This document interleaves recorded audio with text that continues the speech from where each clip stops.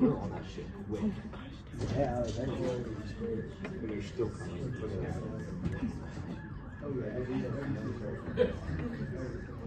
The unmarked van. Oh, unmarked vehicles. So many colors, so many colors.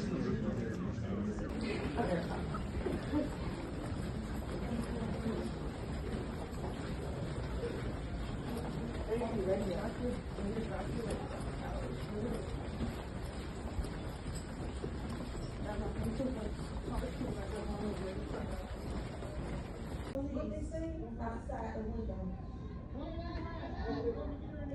They still, Oh my God. They got her? What's wrong with her? Is she hurt? Oh, is she shot? Oh my God. Oh my God.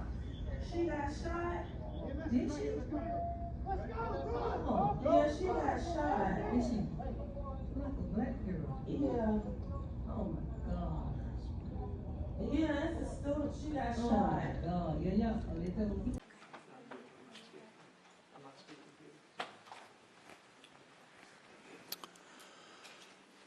My name is Jason Trumbauer, and I'm the Chief of Police at Florida State University. All Florida State University classes and business operations on the main campus in Tallahassee are canceled through Friday, April 18th. Essential employees should check with their supervisors for further reporting instructions. All FSU athletic events in Tallahassee are canceled through Sunday.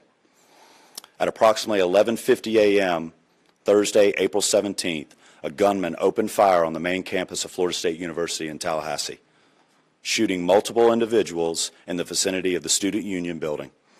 FSU police responded immediately, engaged, neutralized, and apprehended the shooter. 2 victims are deceased, and 5 individuals have been transported to a local hospital with gunshot wounds. The shooter has also been transported to a local hospital. The 2 deceased are not students. The shooter is believed to be a current FSU student. I do not have additional information on the shooter's identity at this time. Students who need assistance can go to the Donald L. Tucker Center, where the university is providing counseling, health care, and other support services. Family members are also able to go to the Tucker Center for assistance. Students, faculty, and staff are asked to call their loved ones as soon as possible to update them on their status. The student union and the surrounding area is still considered an active crime scene. Individuals should avoid the area. Students should not return to the student union to retrieve personal property at this time. Students may return to their residence halls, but they should otherwise stay indoors on main campus to allow first responders and university staff to do their jobs and respond to those needing assistance. Students may depart campus for the weekend. All classes have been canceled through Friday.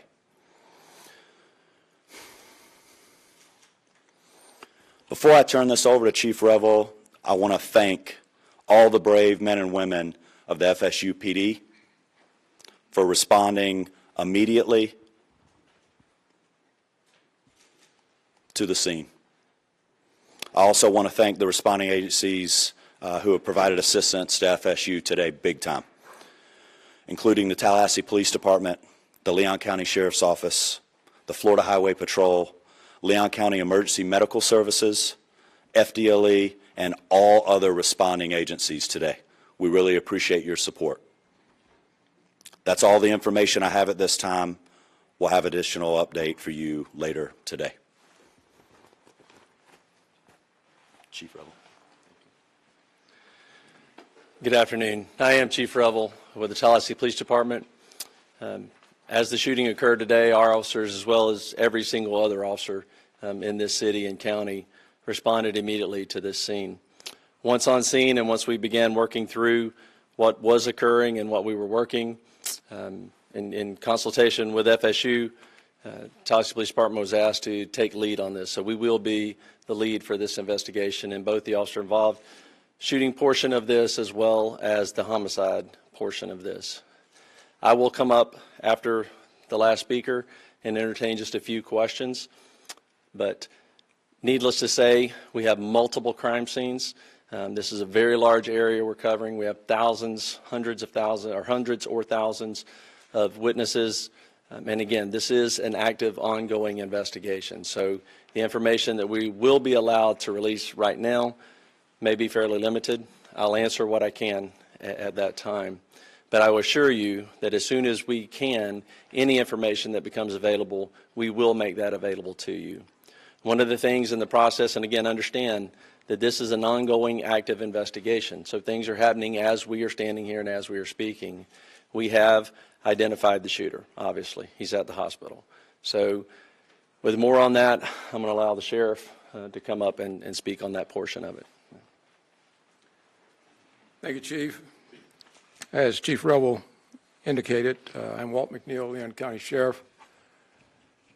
First and foremost, let me express our gratitude to the responding law enforcement agencies in this community.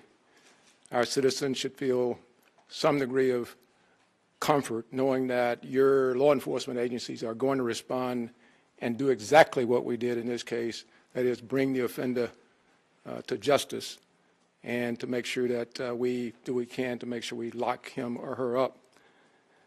Let me say to you, this is obviously a heinous crime. Our deepest condolences go out to the FSU family, the families of the students who are here, and we understand that you all have been devastated because of this person's actions. The question as it relates to who is the shooter is 20-year-old Phoenix Eichner, and he's the son of a Leon County Sheriff deputy. Our Deputy Eichner, has been with the Leon County Sheriff's Office for over 18 years. She has a tremendous job that she's done. Her service to this community has been exceptional. Unfortunately, her son had access to one of her weapons, and that was one of the weapons that was found at the scene. And we are continuing that investigation into how that weapon was used and what other weapons perhaps he may have had access to. The alleged shooter was also a long-standing member of the Leon County Sheriff's Office Citizen Advisory or Youth Advisory Council. So he has been steeped in the Leon County Sheriff's Office family, engaged in a number of training programs that we have. So it's not a surprise to us that he had access to weapons. This event is tragic in more ways than you people in the audience could ever fathom from a law enforcement perspective. But I will tell you this, we will make sure that we do everything we can to prosecute and make sure that we send a message to folks that this will never be tolerated here in Leon County, and I dare say across this state and across this nation. Thank you. Let me bring up the FBI Assistant Special Agent in charge, Hubert Reynolds.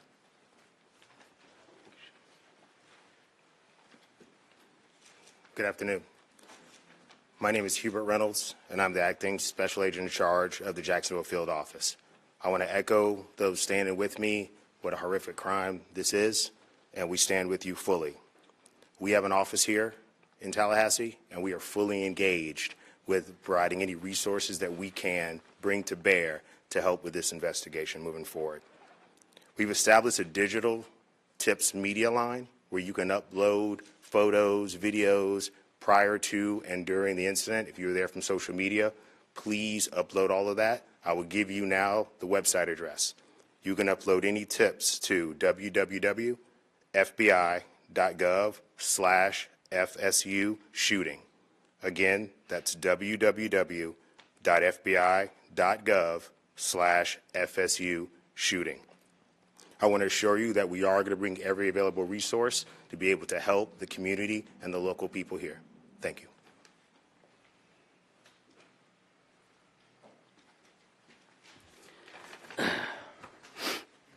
Good afternoon, everyone. I'm Richard McCullough, Rick McCullough, the president of Florida State University.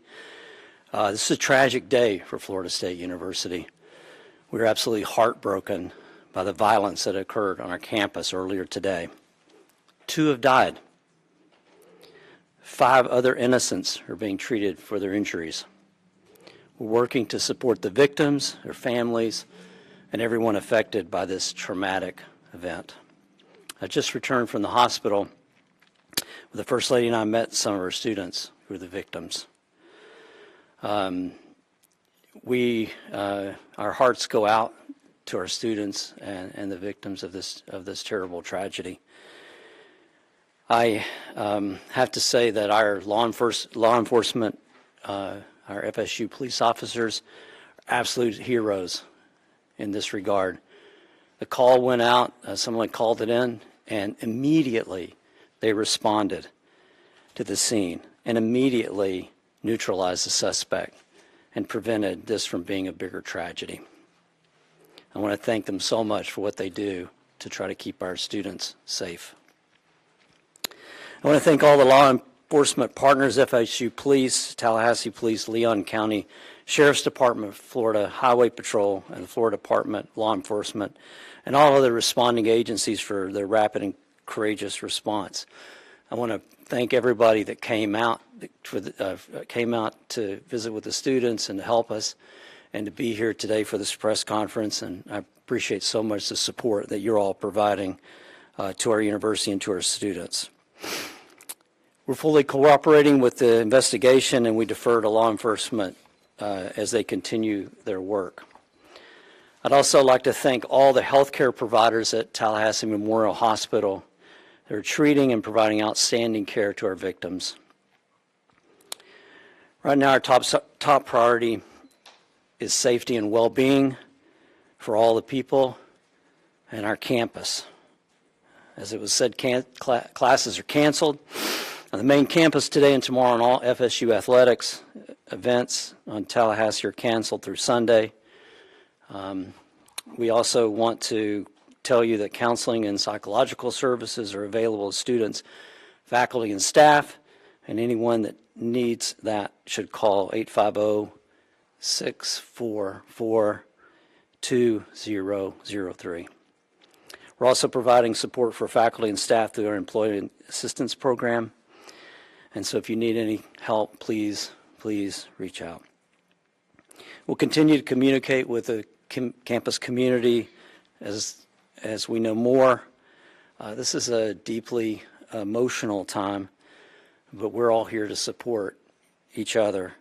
We're going to do everything we can to support our community.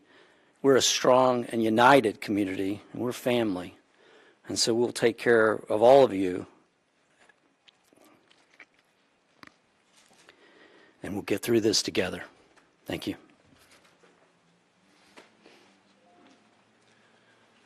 All right, at this time we will take a few questions. Let me just reiterate, this was a massive response, a massive response of law enforcement personnel. Our federal, state, local partners have continued to build relationships that long preceded this event, and that came into great play today in the seamless way that we all came together to work these events. But I know you'll have some specific questions. I will tell you right now, we are not going to talk about the victims other than the fact that there are 6 of them, two additional deceased, and then the suspect, so 9 total persons. 9 total persons. Yes, sir. Have you all been able to talk to the suspect at all? Any idea about motive? The suspect invoked his rights not to speak to us. Chief, do we know if the weapon that was used was his parents' service weapon? And if so, what are the rules around storing service weapons? Right. No, that's a good question. This weapon was a weapon that the deputy previously used, A lot of times, many agencies, mine included, when we transition to a new handgun, the officers are allowed to purchase the handgun they used prior. And correct me if I'm wrong, Sheriff, but I believe that's the case here. This was a handgun that deputy used prior to them transitioning to a new handgun, and so it was her personal handgun. Is she put on leave or? The sheriff would have to speak to that. We will do a thorough investigation to look at all aspects of it. There's no cause right now that we're aware of that would require her to be placed on any kind of suspension or otherwise. Yes, ma'am. We've been hearing stuff that it was a deputy who was a school resource officer. Is that true? That is correct. Yes. Chief, those injured, those killed, or any of those members of law enforcement? I'm sorry? Anyone who died in the shooting or was injured in the shooting, were any of them members of law enforcement, whether it be the... No, they were not. They were not. Yes, sir. When law enforcement arrived, did the suspects engage with them, or did he surrender immediately? No, they challenged him and ended up shooting. He did not comply with commands and was shot. Did he fire officers? I do not believe he fired at officers. We've heard that Phoenix may be autistic. Are you able to confirm that detail? I do not have that detail. Is there an ID of the victims yet? I'm sorry? An ID of the victims? We're not releasing any of the victim information at this time. Was the officer aware of any behavioral conditions or concerns or threats prior to this incident? We were not. How quickly did officers arrive on scene from the 911 call to when they engaged the suspect? We will get you that information. I don't have that currently. I assume that would be a question that was asked, but I mean, it was almost immediately. That FSU, obviously this is their campus, and they patrol it very well. So they were on scene almost immediately, engaged almost immediately, and then everyone else, again, was a massive, very quick response. So. You said that the two deceased were not students. Do we know of those 5 that were injured or any of them students? Again, we're not releasing any information on the students on the victims at this point. Specifically, what firearm did he use? I'm sorry? What kind of firearm was he using? It was a handgun. What kind of handgun? I don't know what type of handgun that was. It was probably a 40. I don't know. Yeah. Chief, I heard a report that a shotgun was also recovered on campus. Was that used in the shooting? We do know that he had a shotgun with him. We have not confirmed anyone was shot with a shotgun at this point. But again, that could change again, there are hundreds and hundreds of witnesses, and as we piece all of this back together, information will come to light that we may not have at this point. So I do not believe so at this point. We'll take one more question. Will body cam footage of radio dispatch or any logs be released in the near future? I'm sorry, say again. Will there be any body cam footage or radio dispatch logs or incident reports being released anytime soon? We will work with the state attorney's office, which we always do, in pulling together all the information, all the investigative evidence from this case, and in collaboration with State Attorney Campbell, we will make that determination. Obviously, after the case is over, we will certainly, it all becomes available at that point. But as to what we can and will release at that point, like I said before, we're very open, transparent on these things. Again, the officers did an incredible job. But again, some of this is very horrific. This is a horrific incident. And so we will, again, collaborate with the state attorney's office and determine which of that evidence could be released or will not be released. But again, I will let you know that as soon as we make that determination. So thank you all very much. Appreciate you being here. And just let me reiterate what's already been said. The collaboration between all of the agencies, the federal, the state, the local, all of our first responders, our EMS personnel, our fire department, again, just a massive response, immediate treatment to the victims that were there, the transport of them. Again, it was a very seamless response to this tragedy. And that goes to the training that we all do repeatedly, individually as agencies and together. The incident command came together very, very quickly. And again, I could not be more proud of the response and more horrified at the act. So thank you very much. Can you please just real quick verify again one more time the number of people injured and dead? Our number was 8. We just Sure. Total number of 9. That includes the suspect. So there are 6 victims that are injured, 2 victims that are dead, and 1 suspect. And let me just reiterate this because I'm not sure we said this. We have no reason to believe at this point that he did not act alone. So there is no further threat to our community at this point. So thank you very much.